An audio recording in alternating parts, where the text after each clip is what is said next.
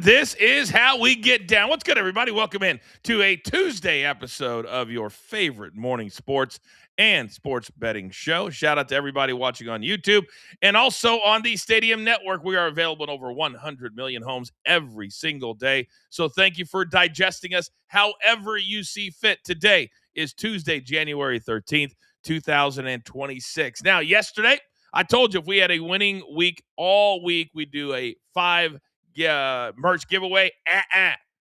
4 and 6, just under 500. Not the worst day, but certainly not worthy of giving out the merch on Friday. We'll come up with something else. You guys know how I am. Now, we're always busy here at BTT Studios. The schedule's crazy. We have a supporting podcast, just 20 or 30 minutes every single weekday morning at 11:15 a.m. Eastern Time. Then at 2 p.m. Eastern Time, channel 156, Pro Wrestling Nation, 24/7 on SiriusXM. And then if you missed the Coaching Bro yesterday, it was a good one. I encourage you to catch it on demand. I just went and looked at the numbers, and they are climbing. Every single episode, you guys are finding us, and you're liking what we are doing. So thank you guys so very much for that. All right, news of the day. We got 3 items right off the top. James Harden, congratulations. He passes Shaq into 9th on the all-time scoring list in the NBA, 28,598 points was the number.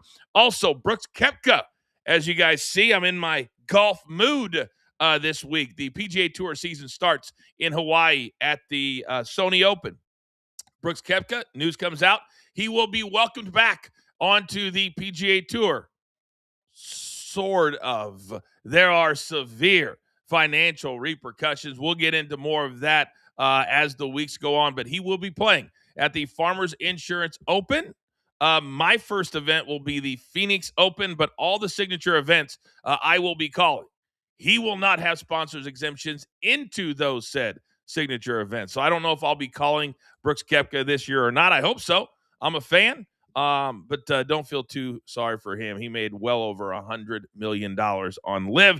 And finally, the Atlanta Falcons have confirmed that on Monday they completed an interview with John Harbaugh, who has, let me check my notes, already talked to the Giants, the Titans, the Browns, the Raiders, the Cardinals, pretty much everybody in the NFL, as he decides he clearly does not want to sit out a year.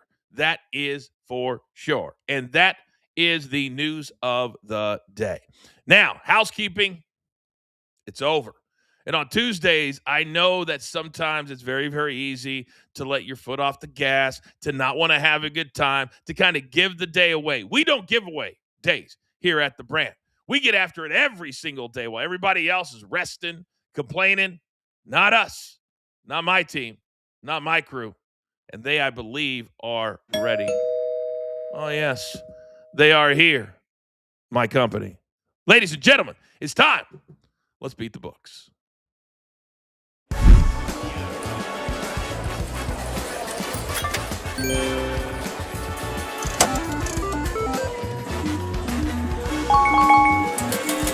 Oh, and I got my 2 guys. Let's go first, live from the Dallas-Fort Worth area. He is back in school. Are we ever going to graduate? That's the question. But we have him here for the next 40 years. Young Peyton, good morning. Morning, Coach. Morning, Mikey P. Just wanted to give a big congrats to Mike Tomlin, who is now the only coach in Steelers history to go 9 straight seasons without winning a playoff game. And he's now lost his last 7 playoff games. But when they beat the Ravens, Aaron Rodgers wraps his arms around him, yelling he's the best coach in football. So who knows, right? But congrats to Mike Tomlin. Quite the flowers there, young Peyton. Quite the flowers. Next, he is a big part of what we're doing, growing behind the scenes, but certainly in front of the camera too. Mike P, good morning. Good morning, Coach. Good morning, Peyton. Good morning, everyone in the chat. Coach, I got to admit, I'm going turncoat today, right? Because the Boston Celtics, no Jaylen Brown, should still be enough to beat the Indiana Pacers. They do not. Meanwhile, where Peyton lives, the Dallas Mavericks handle business against the Brooklyn Nets. When you face a very bad team, you're supposed to treat them like a very bad team. So the Celtics, until the next game, they're dead to me. Way to go, Cooper Flag. That's exactly why I want to move away from the betting and lean more into the sports, because it's getting so frustrating to bet on these leagues. And I know they probably don't care, but they make a lot of money from sports books. And this nonsense of who's going to play, who's not going to play, who's in, who's out. I can't do a show at 4 o'clock every day. This has got to stop. It's got to stop. By the way, you guys heard one of our news of the day, the John Harbaugh. I don't know if I'd be as motivated as he is, young Peyton, but to meet with all of these teams, and the report is on ESPN.com that the phone interviews, the Falcons have been the only in-person interview, but he has been calling everybody to decide who he wants to meet with. Are you surprised that it sounds like he's dictating the search and not the other way around? Not really. It kind of seems like it's really his decision to go wherever he wants to go because he's such a likable guy, and honestly, I think any team would take him. So I think it's really up to him more than anybody to see where he wants to go. So I'm not really surprised to hear that. I am surprised, though, to be honest, Mikey, that there hasn't been more of an uproar for his asking price, because he would be the highest paid coach in all of sports if he gets that $20 million plus $11 million for his assistants. Does that surprise you? No, it does. It's supply and demand to me at this point. And while sometimes you can be the Los Angeles Rams and give a guy named Sean McVay 7 years or 8 years ago his first opportunity, those are a dime a dozen. John Harbaugh comes with a very credible resume. I know only one Super Bowl, but the guy demands respect from all of his players. And coach, an interesting wrinkle I saw from NFL Network last night, he is actually open to the Tennessee Titans. So the Falcons, the Giants, and the Titans. Yeah, that's one of the teams that he has met with. I mean, maybe he is so confident in his abilities that he thinks he can turn around any team, any franchise, and maybe that's a challenge that he wants.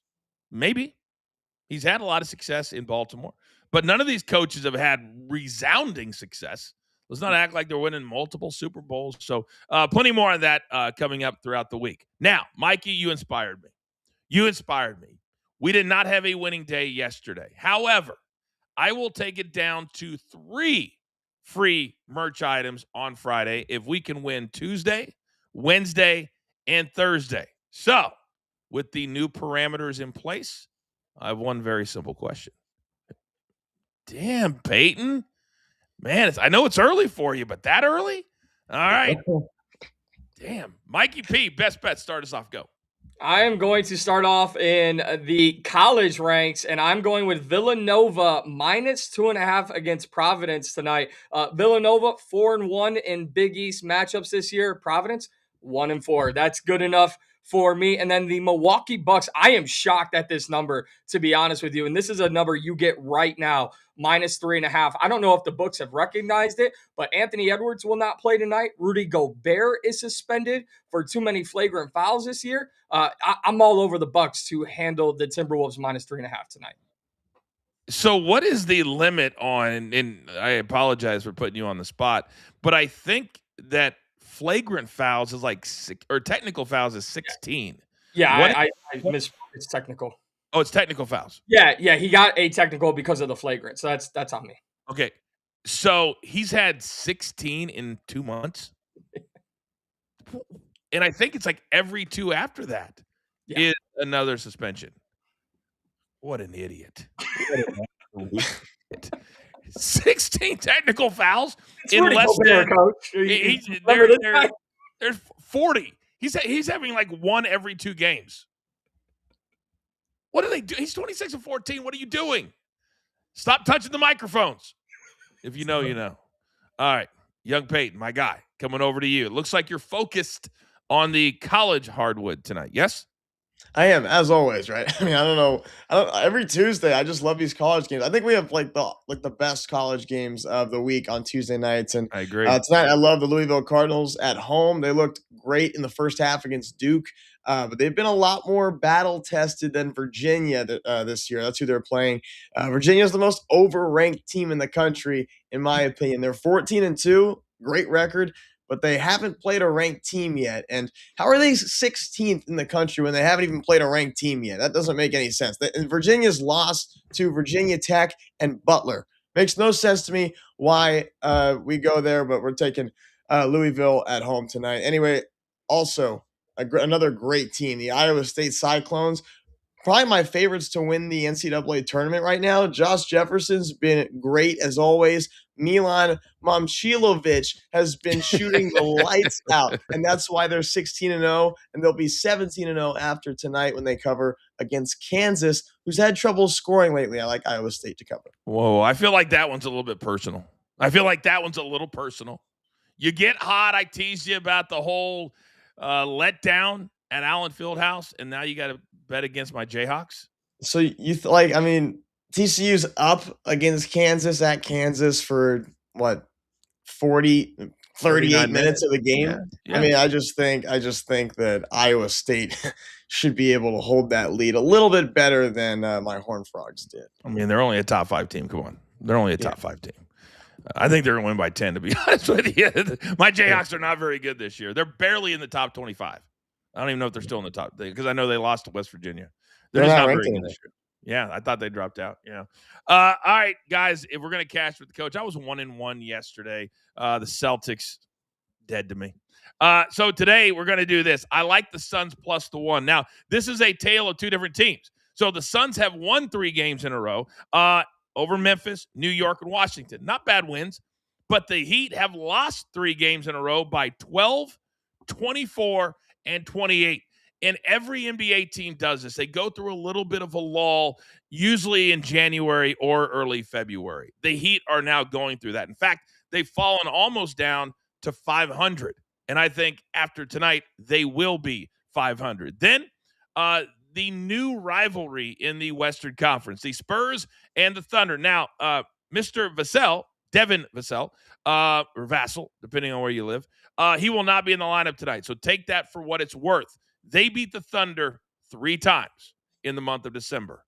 3 times. They have their number. They are just super athletic. They are super young. And for whatever reason, the Thunder struggle. And we're getting 8 quickly. Mikey, are you surprised that we're getting 8? And we'll be more on this game later on. But this is a high number for a team that's beaten them 3 times. Very surprised by this number, especially with the fact that, to my knowledge, Isaiah Hartenstein will still be out for this game. And with no low post presence like him in there, I mean, it doesn't take much to push Wemby around, but if you don't have Isaiah Hartenstein, Wemby can do whatever he wants down there. Young Peyton, 15 seconds. I just don't get it. I don't get how many times the Spurs need to beat the Thunder for them to at least be 5 points or less. 7.5 or 8 points is just way too much, in my opinion. I agree. That's why I made it one of my best bets. All right, gentlemen, well done. But we're just getting started here on a glorious Tuesday. Coming up, we recap Monday Night Football. Should it be over for one Aaron Rodgers and or Mike Tomlin in Pittsburgh? Then it's never too early. We look forward to the 4 big games this divisional weekend in the National Football League. All that still to come. It is Coaching Company live on Stadium. And don't forget, we're only a week in. If you haven't watched it yet, your boy, he's got those hands. Let's go. Please welcome Carter Williams.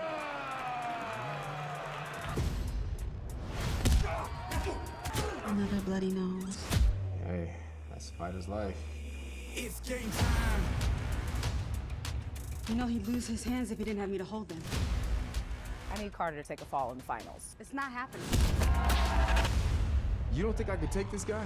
He's not human. They're trying to kill you. Carter! We need help! Come on, Somebody call an ambulance! Hurting her is not gonna bring him back. I'm gonna fight for myself. See you soon. I can't wait.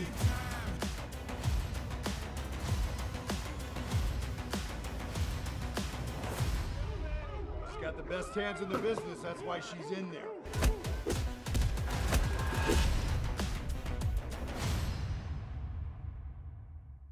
Yeah, I absolutely love it. Hands out right now. Still a little hot. They didn't put me on the poster. All right, we continue on our YouTube page. Mikey, I need to see you real quick. We got to handle some business with some of our premium members, namely a guy named Big Cheesy. I'm the easiest guy to get along with. However, over the weekend, we had some drama. Can you lay it out for me very, very quickly? Yeah, you have a jersey bet that you are due to pay up. And sometimes it's best to keep your mouth shut. Roll tape. And Big Cheesy, I swear, if you write one more thing in the chat, I'm not paying the bet off. I've stated many times on this show, I will do it around the NFC Championship game. Have I not? Yep. Right. I never not pay off my bets. But if you write one more thing about the bet, it's off. And I'm not kidding. So. Can I have the jersey then? So Big Cheesy apparently didn't believe me. What should I do? It's over? It's over. Peyton, what do you think I should do? Well, you got to let him learn his lesson, unfortunately. I mean, I was kind of hoping I would see the bet happen or the punishment happen, but I mean, I guess we're not going to get to see what we wanted to see. Yeah. I mean, I was fully prepared. In fact, I have it on my to-do list. I do a to-do list every day. I had it actually to order it today because it usually takes about 2 weeks to get in. But I don't know. I mean, when I say something on the show, I'm nothing if I'm not a man of my word, correct? If I say don't write one more thing in the chat, and then you write multiple things in the chat, I feel like I got backed into a corner. I feel like it's I feel like it's out of my control. It's out of my hands. Would you guys agree with that? Here's the thing. This guy asked why Kiss Up Mountain is a thing, and he doesn't believe in it. If he would just shut his pie hole, I mean, you'd be wearing a jersey in 2 weeks. I'm just saying. I mean, that's a little stiff, but I mean, I get your point. I don't know. I mean, it was a whole long thing, a whole big bet, 5 months to win it. And then Big Cheesy, don't blame me. Blame yourself. I hate that it happened. We're back live in just 5 seconds.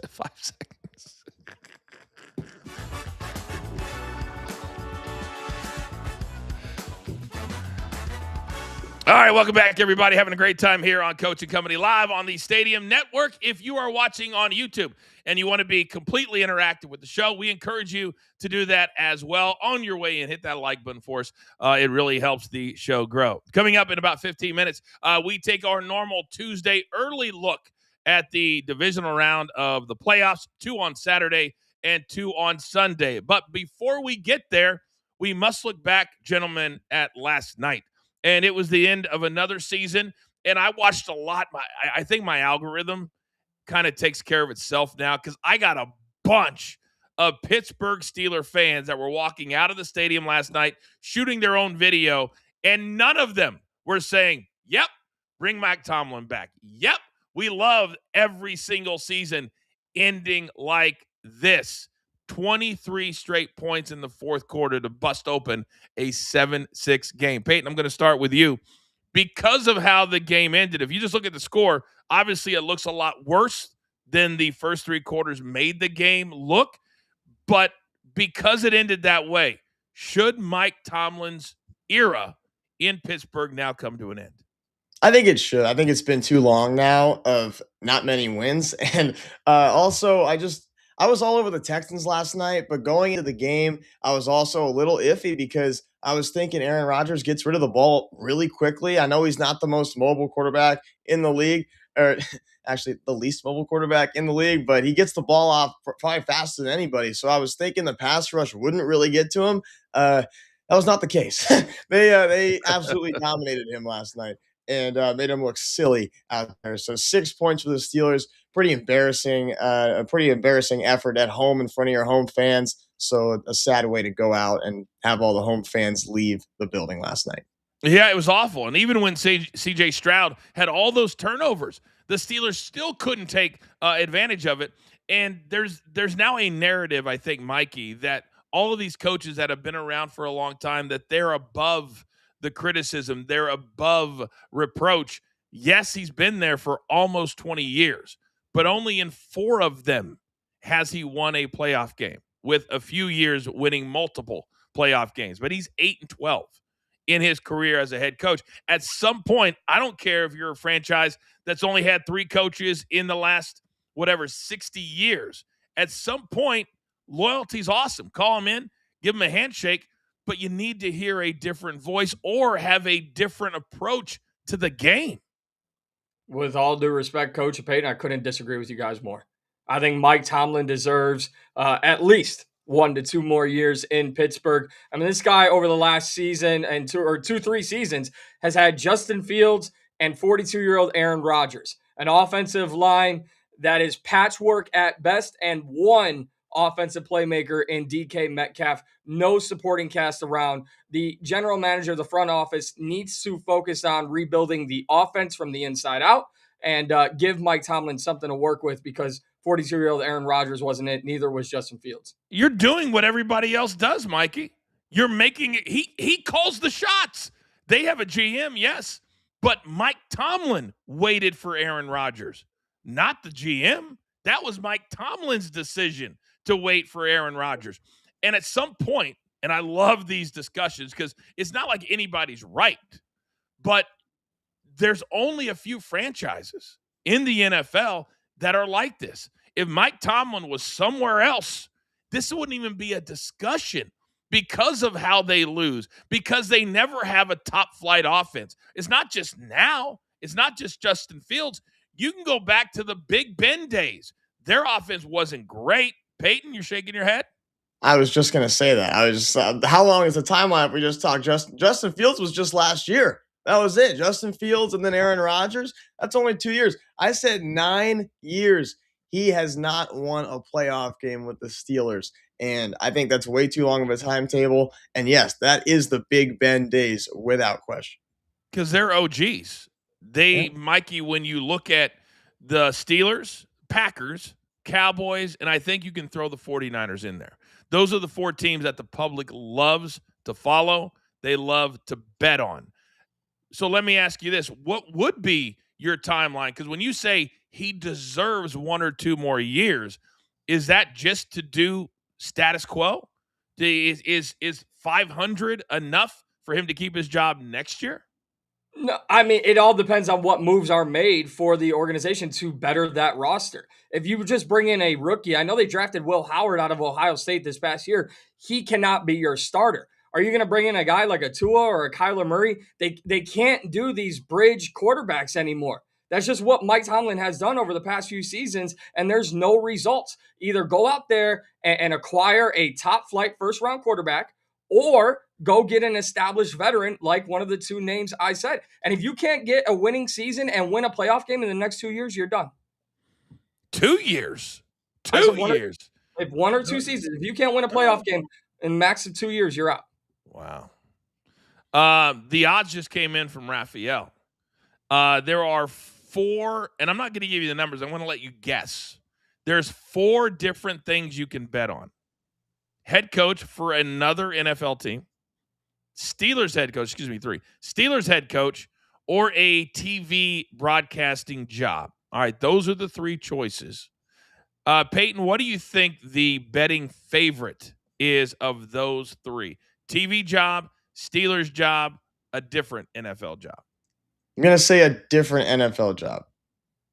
Okay. Mikey? I'm going to say TV. He's got bravado. We've seen him on Hard Knocks. I think most people would want to see Mike Tomlin on TV at this point. You looked at the numbers, didn't you? Yeah, well, obviously. Come on! Oh, my God. What is this? What are we doing? Minus 150 is the TV job. Another NFL team is plus 500. And I think the reason for that is I don't think that Mike Tomlin has the motivation to go coach another team. Unlike John Harbaugh, who seems to be obsessed with coaching another team. But it now flips over, guys, to the other question. You mentioned Mikey Tua. You mentioned some other quarterback names. Aaron Rodgers is now 42 years of age. I think it was pretty obvious last night. He still has the arm, but I don't know if he has the accuracy, certainly not the mobility. So the question is two-parter, Peyton. Does Aaron Rodgers come back to play and do I believe he was just on a 1-year, $13 million, right? Was his contract? Do the Steelers want him back to be their starter for next year? I don't think they're going to want him back. That's for sure. After that game, I also don't know if he's going to come back to play, because after last night, he took some hits that were hard, like some really hard hits last night that were like, that literally made him go, whoa, like his eyes got really big when they zoomed in on his face through his helmet. And it was kind of like an awakening moment for Aaron Rodgers. Hold on. This is like a new era here, and these are some new D linemen that I've never really experienced before in Houston. This is a little crazy. And if this is what I'm going to have to play when we win and get to the playoffs, which he's been doing his whole career and he's going to want to keep doing, he might not be there anymore because that was brutal. And coach, when you complete as many passes as the Sacramento Kings had 3-pointers last night, that's pretty embarrassing. Honestly. Wow. How many was that? 17. Wow. They kicked the shit out of the Lakers, by the way. Mikey P, your thoughts on Aaron Rodgers. Does he come back? Do they want him? I don't think they want him back. I don't think he wants to be back. And in typical Aaron Rodgers fashion, coach, not sure if you saw this, he mentioned his historic career and said there are some very legendary franchises in the NFL, and I'm thankful I got to play for 2 of them. He played for 3. One of them was the Jets. So even on the way out, Aaron Rodgers. No. He was talking about the legendary things. That's what he was talking about. Are you saying the Jets are not legendary? No, I'm not. Yes, I'm saying the Jets are not legendary. Legendary are the 4 that I said. Packers, Steelers, 49ers, Cowboys. So I actually agreed with what he said. Well, he's right, but he's taking a shot in very typical Aaron Rodgers form, and I loved it. Yeah, but I don't even think the Jets would see that as a shot.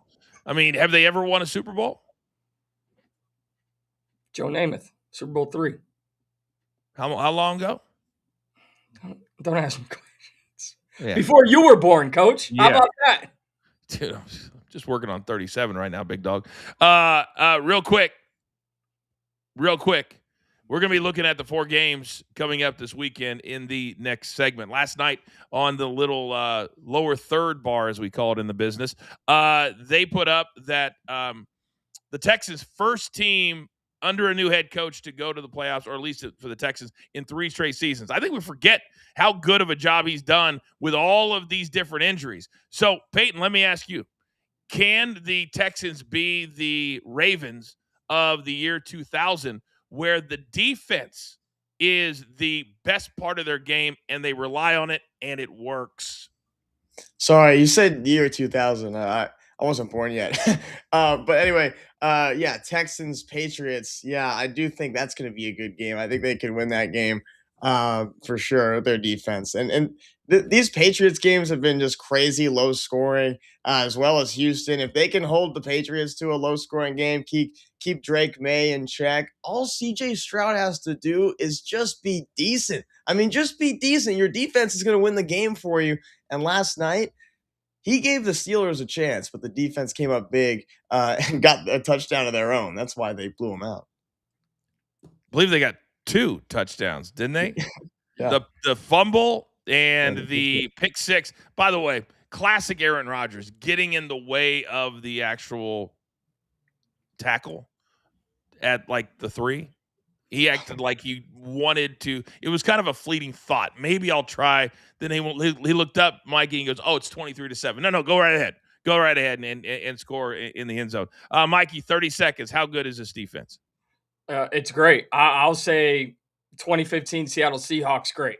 And DeMeco Ryans is a rare breed. He's a head coach who excels at just one thing, and that one thing is good enough to carry this team on a long run in the playoffs. DeMeco Ryans, tip of the cap to you. They compared DeMeco Ryans to me, of all things, on social media, because you look at DeMeco Ryans and he looks like a guy who probably will never age. That when he's 70, he's still going to look like he's 35. I said, "Hey, I'll take it. I mean, they said it, Mikey. I mean, even SI saying it. I mean, it's crazy."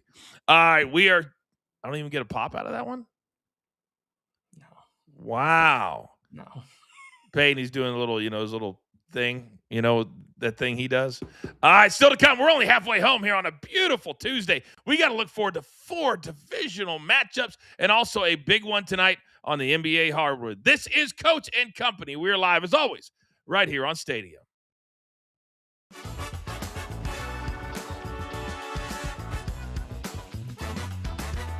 All right, you degenerates out there. We continue on our YouTube page. We were just talking about Aaron Rodgers, guys, and during his lengthy post-game press conference last night, you almost could probably double it for a retirement press conference as well.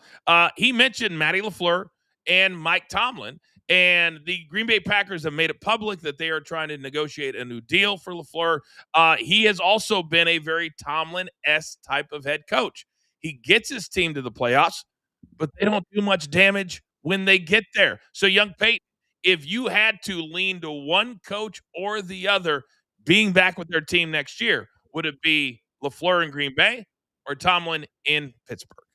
I think it'd be LaFleur in Green Bay, but I mean, how in the world did the Packers lose this game? They're up 15 points with just a little bit to go in the fourth, and you lose in regulation. I mean, what are you doing? Matt LaFleur lost that game for his team, and it was so frustrating to watch. After because I had the Packers, but I mean, after they absolutely dominated the first half, shutting up all of Chicago, it was pretty awesome to see. Sorry, Mike B, for a little bit, but Ben Johnson made some dumb decisions in the first half that costed him the half, but Matt LaFleur outcoached him more poorly in the second half.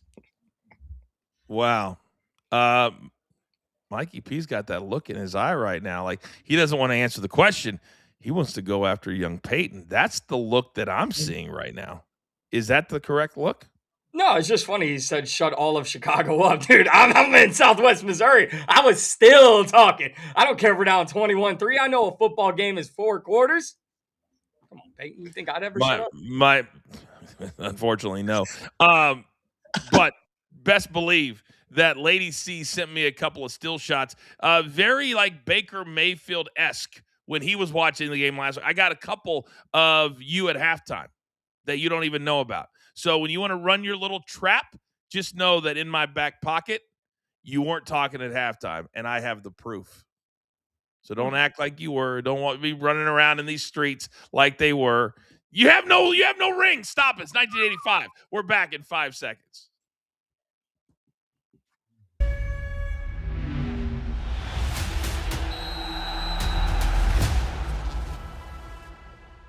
Welcome back, everybody. We're halfway home, having a great time here on a Tuesday. If you're watching us live in the East, it is 10:32. If you're watching us out in the West, you're just getting out of bed, maybe having a bowl of cereal, starting your day with us, and we thank you for that. We are live on the Stadium Network, Prime Video, DirecTV, YouTube TV, also on YouTube and on social media. Now, coming up in about 15 minutes, our NBA focus in our NBA showcase. Spurs and the Thunder, that's coming up in just a few minutes. But gentlemen, this is the day where we always look ahead to the weekend because numbers move. And in the NFL, half a point, a full point, they absolutely matter. So let's jump in. Game number 1. It's the Bills. It is the Broncos. And if I'm the Bills and I'm looking at my road, this is probably the road, young Peyton, that I want. Denver instead of going to New England. What do you make of this matchup? Yeah, because I just look at the quarterback matchup when it comes to the playoffs, right? You got Josh Allen against Bo Nix, and when you look at those two guys, you're probably going to go Josh Allen's way. But obviously, you got one heck of a defense in Denver, and you're playing in Denver. But I just said the same thing about Jacksonville this past weekend, and Josh Allen played his tail off in Jacksonville, and that QB sneak when he went through not only to get the first down, but through the end zone, well, just short of the end zone, but 10 yards after that, it was pretty darn impressive to see what he was able to do so late in the game. So a big play there and a big game from the reigning MVP. That's why I'd probably go Josh Allen's way. Yeah, I know that. Do you guys still see me? You guys still – we good? Okay. Mikey, I know you call Caleb Williams the Iceman, but the Josh Allen that I saw in Jacksonville, you could call him the Iceman too.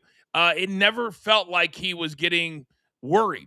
Even though they were behind late in the game, he put the game on his own shoulders. So now you've got a matchup with Josh Allen and Bo Nix. I'll take that with Josh Allen all day and twice on Sundays. Yeah. Well, it's not just me saying it about Caleb Williams, by the way, Coach. I absolutely love Josh Allen in this spot. I respect the hell out of the Denver Broncos defense. One of the best, if not the best, cover corner in Pat Surtain. Nick Bonito, one of the best pass rushers. None of that is going to matter come Saturday when Josh Allen steps on the field, because for my money, that was a mediocre performance compared to what Josh Allen is capable of. Not saying what he could or couldn't do, what he's capable of. And I think when he absolutely has to have it, Josh Allen delivers in some big moments, and he will on Saturday. Yeah, and we're getting a point. That's crazy. They're the underdog in Denver. I will say this because I played several basketball games in my college career in Colorado. The altitude's a real thing. It really, really is. I would assume they'll probably go in on Thursday. I know they've played there before, but they don't play there every single year. So we'll see how they address that. But the altitude, a very real thing. So collectively, we can agree on the Bills. We like the Bills, all three of us in this one? Okay, great. All right, game number 2 on Saturday. This is a rematch of just 2 weeks ago when the Seahawks completely shut down the 49ers a week after the 49ers scored how many on your Chicago Bears, Mikey? 42? 42?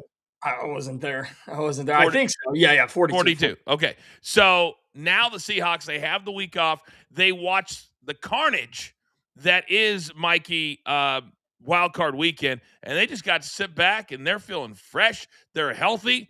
The 49ers, you want to know how devastating playing that extra game can be? George Kittle's out. He tore his Achilles. He's done probably for next season too, unfortunately. So now they're going to go in, Mikey, to Seattle without their heartbeat, without their emotional leader. And you see the number as well, 7.5. Is that too many points? It is. And with all due respect, Coach, their emotional leader is still on the sidelines, and that's Kyle Shanahan. The third most injured team in the NFL this season was the San Francisco 49ers. The other two did not make the playoffs. When you talk about losing George Kittle, you cannot replace that talent. But Kyle Shanahan can put together a scheme because he knows one thing. I don't have one of my best weapons, and the Seattle Seahawks punched us in the mouth just a couple of weeks ago. So what adjustments are they going to make? I trust Kyle Shanahan to at least have his team cover in this one. I'll take the Niners with the points here. Wow. Kind of feeling yourself today a little bit. Huh, Peyton? Mikey's over there, emotional leader, something I've never heard anybody say about Kyle Shanahan ever, especially over George Kittle. But hey, you've got your analysis. You've got your handicapping.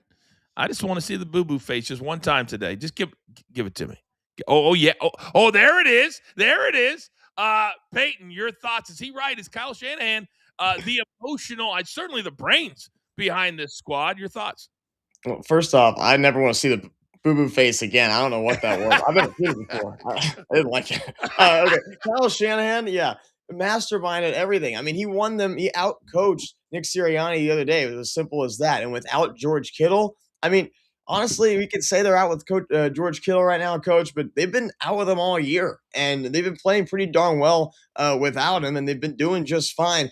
Although you look at them putting up only 3 points against Seattle, I just don't see them doing that again. I think Kyle Shanahan's too good of a coach, too smart of a play caller to get that to happen to him again, not only twice in 3 weeks, but to the same team in the last 3 weeks. I don't think he lets that happen. I think 7.5 is way too big of a spread. I like the Niners here. I like that it's the 8 o'clock game. I really do. I love that it's the 8 o'clock game. It's going to be chilly. It's going to be cold. Seattle is very gray all the time. I like this. And by the way, apparently Big Cheesy doesn't understand. Coach, put the Niners jersey already. If I was going to, you just put the nail in your own betting coffin. So it's over. See the first break on YouTube. Chat, help him out. All right, let's flip it over to Sunday now, guys. Game number 1. And this one, I don't think I like the over. I don't think I like the total anytime the Texans are playing moving forward. And the Pats, well, they benefited, Mikey, from an easier schedule than, say, the Bills, who are a first-place team. That's how the NFL does it. And now they've got to face the best defense in all of football with a second-year quarterback that did not play that well against the Chargers. They won 16-3. How does Drake May stack up against the Texans defense? Well, the Chargers defense is not the Texans defense, but it's still a very respectable defense, in my opinion. I really like Drake May to have a much better performance against Houston. And for the Texans, Drake May can do more than Aaron Rodgers can at 42 years old. He can escape the pocket. He can use his legs. He can also make some big throws outside of the pocket as well. And I think Mike Vrabel will understand a lot of play action, a lot of heavy usage of both his running backs. I like New England in this one. I like them to cover. And they're giving 2.5. Peyton, let me come over to you. Last night, the Texans, that 30-7 score, you can look at it, but if you're a true fan like we are and you watch the entire game, they only scored 7 until the defense took over in the fourth quarter. Should they be concerned with C.J. Stroud and the fact that he's throwing interceptions and he's fumbling the rock? I think so, because I think his job is honestly pretty easy. I'm not saying it's easy to be a quarterback in the NFL, but I think it's pretty easy to just simply be decent. Hand the ball off a couple of times, make a couple short throws to one of the best receivers in football, Nico Collins, and you win the game. It's pretty much that simple when you got a defense like they do in Houston. And the Patriots have a great defense as well, holding Justin Herbert, who in my opinion is one of the best quarterbacks in the NFL when he's healthy. Holding him to 3 points, that's pretty darn impressive. And they proved themselves at home, and they're going to be at home again in this game. That's why I like the Patriots. Yeah, you wonder what the future is for Hey Bear and the Chargers as they move into the offseason as well. All right, the last game on Sunday night, and it just makes sense because they want us here at the Brand to be able to focus on our two of our favorite guys, Brandon and, of course, Mikey P. But Mikey, the disrespect, the sports books putting this number out, Raphael validating this number, getting 3.5 at home in the divisional round of the playoffs. Your thoughts? It's a smart number, Coach. You know this guy, Puka Nacua, plays for the LA Rams, and the Bears couldn't stop a nosebleed no matter how many tissues they had. I know they had a great second half performance, so I'm gonna just give out the most intelligent play of all time, and it's not just me saying it, by the way. I'm gonna tell everyone to play the Rams on the first half.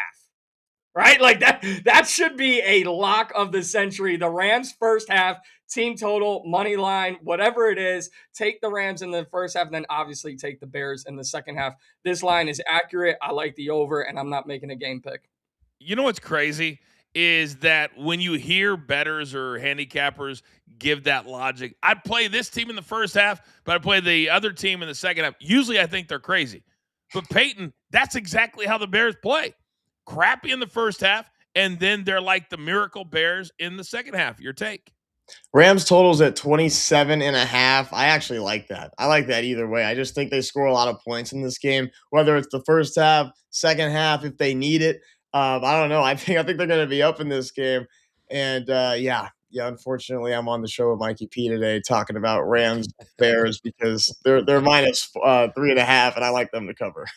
Well, apparently Mikey is Jim Nantz or Joe Buck or Kirk Herbstreit. You can't make a pick on the game. You can't make a pick on the game. You just said that. You're like, I'm not making a pick on it. You're not calling the damn game. How do you know? I got a lot of breakdowns on Saturday night. I mean, you said you got the photos and the videos from Lady C. So how do you know I wasn't calling play action calls and all of that? That's like the dumbest thing you've ever said. Not quite. Not quite. I mean, there's been a lot. There's been a lot. But you calling the game with Joe Buck, you and Troy Aikman, can you imagine? I'd literally probably pass out on the floor. I probably would. If they came on, hey, everybody, Mikey P alongside Troy. Good to see everybody. Stay in Chicago. That would be hilarious. Oh, that'd be amazing. All right, gentlemen, well done. Of course, we'll be looking at these games from several different angles throughout the week leading up to Saturday. All right, still to come, the NBA, they're starting to take center stage. The problem is, was the product better in November and December? Because those pesky little missing games thing is starting yet again. We discussed also, if you weren't here at the top of the hour, and I'm assuming from the response that Big Cheesy had in the chat, he was not paying attention earlier in the show. We'll dive into that as well. It's Coach and Company. I love doing this show live right here on Stadium.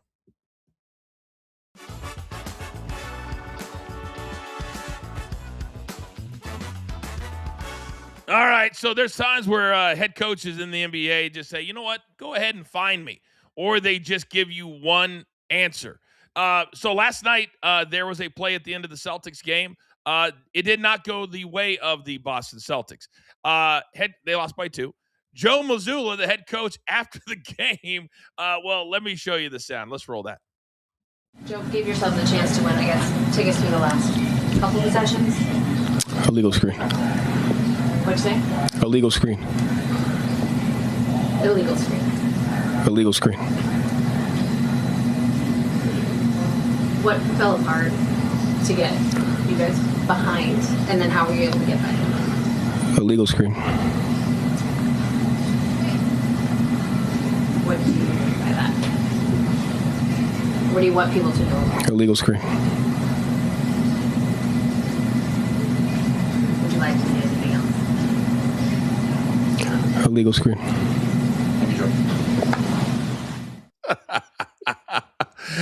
Mikey, this is your squad. He's always been kind of a weird cat, but I think there was an illegal screen. You? Yeah, I think so. Coach, are you talking about the guy who watches The Town in his office before every single Celtics home game? He's a weird cat. Listen, the Celtics, Jaylen Brown just got fined $35,000. Mazzulla likely to get fined for this little interaction. I don't know why you're acting out. You're overachieving this year. Shut up. Peyton, this was I've seen coaches get pissed. This wasn't even pissed. This was like almost like a little crazy almost. I think he's just a little extra pissed off that they lost by 2 to the 9-31 Indiana Pacers. I mean, that's just brutal. Really. I mean, and honestly, I think the Pacers should be a lot better than their record is because they have some guys who were there last year. They have basically their whole team. By the way, just side note, does it show how valuable Tyrese Halliburton was to his team more than anybody else? After they go to the finals and now they have the exact same team just without him, and they're 9-31. That's pretty crazy. Anyway, Celtics should have won the game last night. Mazzulla pissed off about it. We're back live in 5 seconds.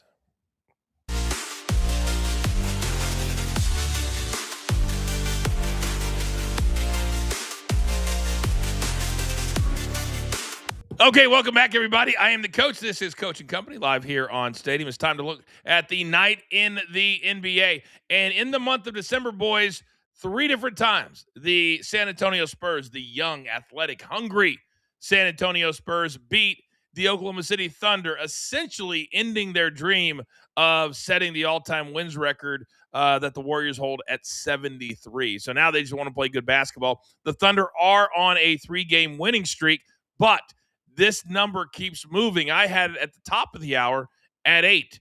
At some books, it's still at 8, 7.5 at BetMGM.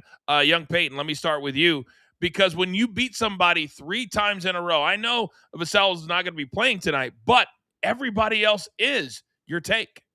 I mean, how many times do the books need to watch the Spurs beat the Thunder? I know it's OKC at home, and they got a great home record, but the truth is, they can't beat the Spurs. Thunder are 33-7. They're 0-3 against the Spurs. I think Wemby is just too big for the Thunder. No one can guard him. Spurs are going to be great this year. They're coming off a loss, and they're 7.5-point dogs tonight. They cover against OKC, and I would sprinkle the money line because of this simple fact. The Thunder can't beat them. They're 0-3. So Peyton says it's probably Wemby being too big. Mikey, what do you think the reason is that the Spurs have the Thunder's number?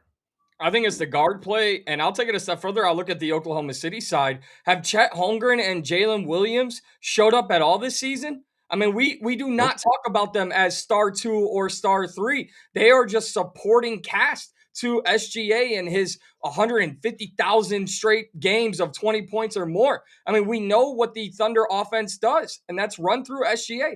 If I know it, the Spurs know it. So I think it's more the supporting cast in Oklahoma City not showing up and the San Antonio Spurs being a deep, very intelligent team. And you wonder if they're so tight that if this was Jordan's team or Kobe's team, and these guys weren't showing up after, let me check my notes, 40 games. Peyton, what do you think Jordan or Kobe would do in a practice to kind of get the mojo going a little bit if they were in SGA's shoes? Absolutely screaming at guys, calling them out. I mean, SGA, probably not doing that, right? He's probably going out with them after a loss, right? Mhm. It's just a different time now because SGA is making $50 million and so are his buddies rather than Jordan and the guys that he would be yelling at. No doubt about it. What do you think, Mikey, on that note? I mean, if he was a little bit bigger, I would like to think SGA is throwing a little extra elbow. It shouldn't take much to hurt Chet Holmgren, I'm just saying. So I'd like to see this team get a little fiery. The most reaction I see out of Jalen Williams, a lot of people haven't brought this up, is in his post-game press conference. He is bitter. He is sour. Maybe just play better on the court. It's simple logic. Are you okay over there? No, I'm getting pissed. I can tell. You're going back to like being a freshman in high school. All right, let's go to game number 2. This is the Suns and the Heat, and this is how different the Western Conference is as opposed to the Eastern Conference. The 7th seed in the East is Cleveland at 22-19, 3 games over 500. The 7th spot in the West are the Houston Rockets, 8 games over 500. The West just better. And I think tonight we're going to see that, Peyton, as the Suns, they come into Miami, and they're on a 3-game winning streak. Miami has lost 3 straight by a lot of points, but yet the Heat are still favored at home. Your take? And the Suns have been great too. I mean, some big wins for them lately. They're 24-15, which is, I think, a lot better than we thought that they would be. And they're doing this without Jalen Green the whole time. It's really impressive. He's a great scorer, and he hasn't even been out there. And Dylan Brooks has really stepped up offensively. We all know about his defense and how annoying he is. But offensively, he's been great, putting up over 21 points a game. You take a look at the Heat, a team that's trying to get back on track with Tyler Hero, who just got back. They've lost 3 straight. However, I do like the Heat tonight, but before I would take them, I would wait on the status of Norman Powell, who's questionable tonight, because that's a big load of their scoring. Well, yeah, he's a 20-point guy. He's a 20-point guy almost every single night. Mikey, are the Suns surprising you this season? Yeah, absolutely. I think one big role is exactly who Peyton mentioned, and that's Dylan Brooks, but also Colin Gillespie, a guy who came out of nowhere when Jalen Green got injured and now is the starting point guard. But do we just continue to sleep on Devin Booker year after year? I'm all over the Suns right now. I don't care if Norman Powell's in or out at +1.5. I would even sprinkle the money line here for the Suns. I like the Suns in the over tonight. Yeah, I do too. I think it's going to be a lot of fun again. 7:30 p.m. Eastern time. Then the Spurs and the Thunder are late. All right. If you missed it at the top of the show, I said, even though we had a 4-6 day on Monday, if we can have 3 straight winning days, I'll give away 3 pieces of merch on Friday. But it starts with today. Let's lock it in.